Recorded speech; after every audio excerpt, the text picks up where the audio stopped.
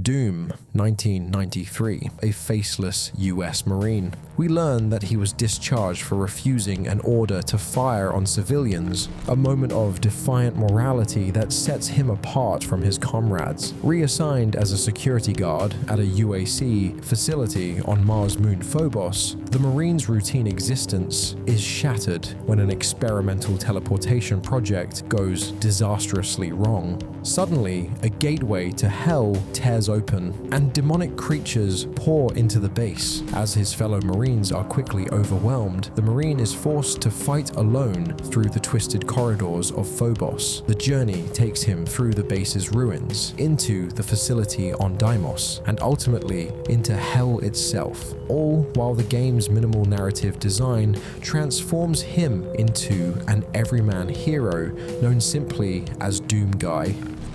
And just 1 year later, in 1994, Doom 2, Hell on Earth, shifts the battlefield from the red barren moons of Mars to our very own planet. The game reveals that while Doomguy was locked in battle on Mars, Hell's forces managed to invade Earth on a catastrophic scale. Entire cities are decimated and billions of lives are lost. The invasion is painted as a total collapse of civilization, a scenario that infuses the game with both high stakes and dark personal tragedy. One of the most chilling narrative details is the loss of the Marine's family, including the heart-wrenching mention of his pet rabbit, Daisy. Though presented only in the game's lore, this personal tragedy is used to explain the deep, burning anger that drives him. Armed with his shotgun and chainsaw, Doomguy wages a desperate campaign through ruined urban landscapes that have been overtaken by demonic forces. The game builds to a climactic showdown with a massive demon known as the Icon of Sin, a towering beast whose defeat not only halts the invasion, but also cements Doomguy's status as a relentless warrior.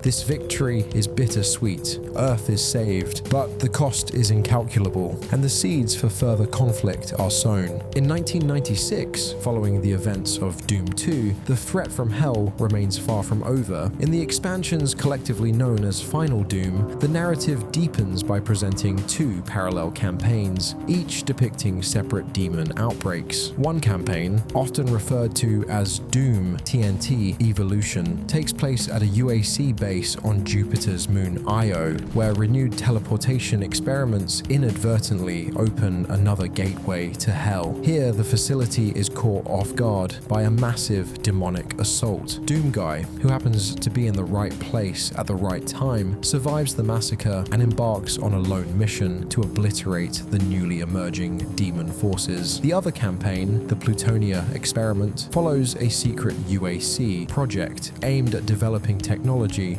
to shut down these interdimensional portals. In a desperate bid, Marines are dispatched to secure the facility, but Hell has other plans. A ring of Hellgates opens simultaneously, and demonic hordes overrun the base. Once again, Doomguy is the only hope, venturing deep into the facility and eventually confronting a powerful demon guardian known as the Gatekeeper. His solo crusade in these side stories reinforces the core narrative. Wherever Hell makes a foothold, Doomguy is there to stop it, no matter the cost. In 1997, Doom 64 deepens the narrative.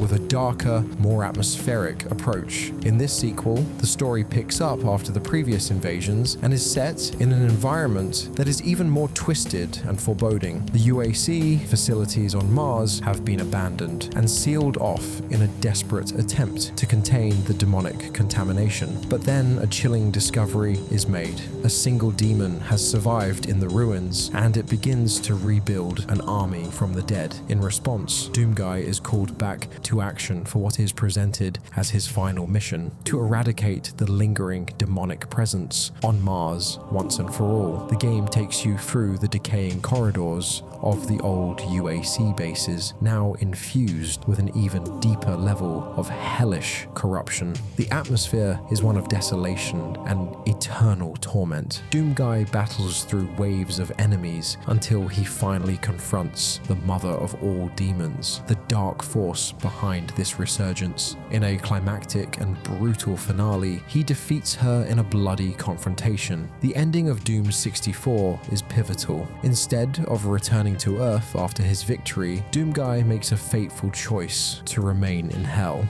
This decision is not presented as a retreat, but rather as a permanent self-exile, a vow to continue his crusade against Hell for as long as evil exists. It is here that the transformation from a mere marine to a mythic figure begins, as his unending battle against demonic forces sets him apart. But later in the Doom series lore, the narrative takes an unexpected twist. A powerful demon, known as the Sister Resurrector, decides that even Hell cannot contain Doomguy's relentless defiance. In a dramatic turn of events, she banishes him from Hell through a massive portal, sending him hurtling into an entirely new dimension, the alien world of Argent de Nur. On Argent de Nur, the landscape is as brutal as it is exotic. The planet is home to the Argenta, a proud warrior civilization protected by the ancient Night Sentinels and their mysterious guardians, the Malkiers. Captured upon his arrival, Doomguy is brought before the High Priests at Sentinel Prime. His fierce demeanor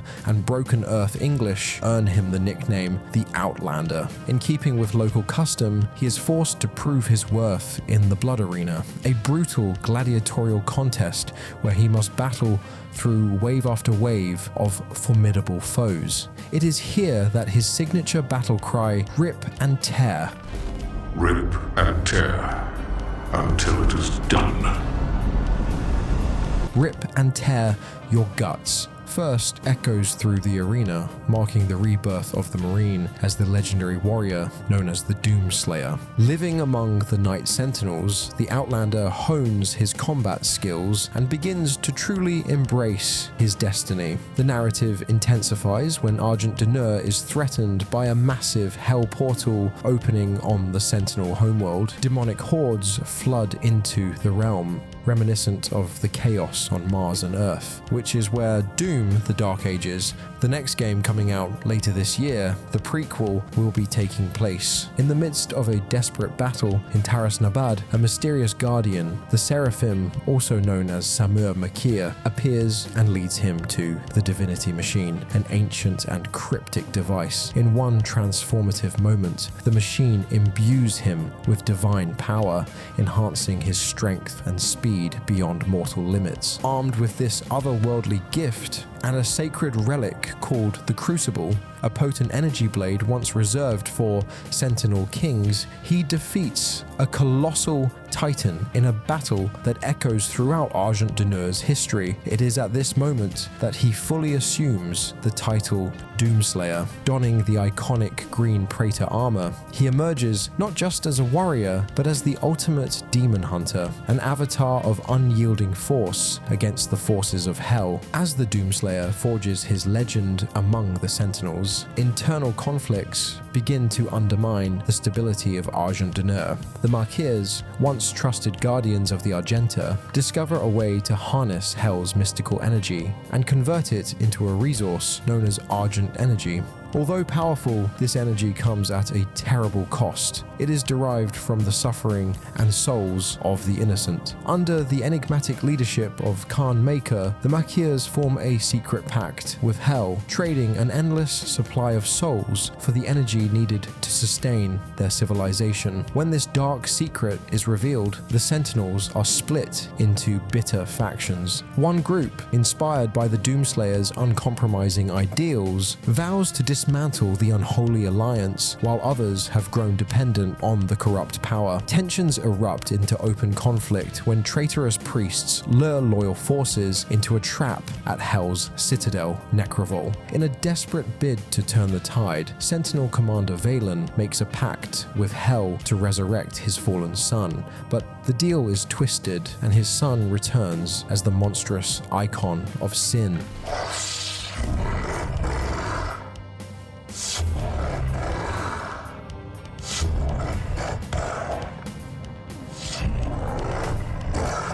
This internal betrayal fractures the unity of Argent de Nur, leaving the Doomslayer to face not only external demonic threats, but also the ravages of civil strife. The series roared back in 2016 with a modern reboot titled simply Doom, which cleverly ties the new narrative back to the original story. Here, the protagonist is now revealed to be the same indomitable Marine who chose eternal combat in Hell, a figure reborn and known as the Doomslayer. The game is set on Mars in a high-tech future, where the UAC has transformed into an energy giant under the leadership of Dr. Samuel Hayden. In a desperate bid to solve Earth's energy crisis, the UAC begins tapping into Hell's power through interdimensional portals. As the story unfolds, a catastrophic demon outbreak erupts at the Mars base, orchestrated by Dr. Olivia Pierce, a researcher turned cultist. The facility is thrown into chaos as demons overrun it. In response, the UAC unseals an ancient sarcophagus deep within the base, a tomb that holds the Doomslayer, long imprisoned by Hell's forces. With a burst of raw, silent fury, the Slayer awakens, clad in his battle-worn Praetor suit and armed with an arsenal of futuristic weapons. He embarks on a rampage to close the Hell portal and exterminate every demon in sight. As players progress through Doom 2016, fragments of lore reveal his storied past, how he fought in Hell for uncounted years, how he was once embraced by the Night Sentinels, and how the demons themselves have come to fear his name. The game's fast-paced, brutal action is punctuated by moments that hint at his near-mythic status. In one sequence, he even ventures back into Hell to reclaim the Crucible, an energy blade that symbolizes his transformation. The narrative reaches a turning point when, after dispatching hordes of demons and slaying a resurrected cyberdemon, Dr. Hayden betrays the Slayer by confiscating the Crucible and teleporting him away. The final moments leave the Slayer adrift, setting the stage for the next chapter in his saga. 2020 Doom Eternal. In this chapter, Earth has fallen under a massive demonic invasion. Billions have perished, and the planet's cities lie in ruins. The invasion is not solely the work of Hell. An alien race known as the Makirs, led by Khan Maker, has allied with the demons by harvesting souls to produce Argent energy, a resource that fuels their own survival. Amidst this chaos, the Doomslayer re-emerges aboard the reclaimed Fortress of Doom, a colossal warship that embodies the legacy of the Sentinels. His return is marked by a series of relentless battles. He first targets the Hell Priests, 3 demonic generals overseeing the invasion, executing them in brutal, methodical combat across scorched urban landscapes and forgotten outposts. Each victory is hard-won, filled with cinematic set pieces that highlight the Slayer's signature ferocity. The narrative then shifts to his quest to end the Makir alliance. The Slayer journeys to ancient Sentinel ruins on Argent de Nur, where flashbacks reveal his earlier days among the Night Sentinels. At a sacred Colosseum, he reclaims his old Crucible, a glowing red energy blade that serves as the ultimate weapon against Hell. With renewed determination, he travels to Urdak, the celestial home of the Makirs, to confront Khan Maker and halt her dark ritual. In Urdak's ornate halls, a fierce aerial battle unfolds, culminating in a dramatic showdown where the Slayer beheads one of the Hell Priests, defying ancient Sentinel laws in the process. However, this act of defiance unleashes Khan Maker's final contingency. With the Hell Priests eliminated, she awakens the icon of Sin, a monstrous titan held in stasis, now unleashed to finish what Hell started. In a climactic, multi-stage battle set amid the ruins of a shattered Earth, the Slayer confronts the icon of Sin. The battle is epic, He uses every weapon at his disposal, and in the end plunges his crucible deep into the demon's core. With one final earth-shattering blow, the icon falls, and the hell portal above Earth collapses, seemingly ending the invasion. Yet, even this victory is bittersweet. The Slayer stands amidst the carnage as humanity's survivors begin to rebuild, while the betrayal by Dr. Hayden still looms. The final scenes hint at deeper mysteries. Following Doom Eternal comes the two-part DLC expansion, The Ancient Gods, which brings the saga to its ultimate climax. In Part 1, the story explains that while Earth is temporarily safe, the balance between dimensions has been irrevocably shattered. Hell's forces remain at large, and the Makir's Dark Pact threatens to destabilize reality itself. To truly end the demonic threat, the Slayer must intervene in an ancient ritual involving powerful life spheres, artifacts that once belonged to primordial deities. The Slayer embarks on a perilous journey to retrieve these life spheres, battling through corrupted laboratories and hellish swamplands. In one sequence, he uses the Seraphim Key to temporarily awaken an ally, recovering crucial information about the ritual. As he gathers the artifacts, hints emerge that his own power is intertwined with these ancient forces. In a dramatic twist, the Slayer defies expectations by destroying one of the life spheres, forcing the ritual to call forth an entity that is both his nemesis and his mirror, the Dark Lord. Part 2 picks up with the Dark Lord fully reborn. Now, the ultimate confrontation is inevitable. The Slayer leads an assault on Hell's capital, Imora, a sprawling infernal metropolis defended by both demonic legions and remnants of the Makirs. Here, alliances form unexpectedly as surviving Night Sentinels and scattered human forces rally behind the Slayer. The battle to breach Imora's defenses is intense, with large-scale skirmishes and desperate acts of valor across ruined urban landscapes and chaotic celestial realms. In the final duel, the Doomslayer faces the Dark Lord in single combat. Their clash is titanic, representing not just a battle between two warriors, but a struggle between opposing cosmic forces. In the heat of the battle, the Dark Lord reveals the secret of their connection, his own power once derived from the very essence that the Slayer now channels. Ultimately, the Doomslayer prevails, breaking his dark mirror and ending the cycle of demonic regeneration once and for all. In the aftermath, as the portal to Hell closes permanently, the Slayer is seen collapsing, his immense energy spent. In a somber final image, he's gently placed within a sarcophagus-like device, his eternal vigil seemingly at rest until, perhaps one day, he is needed again.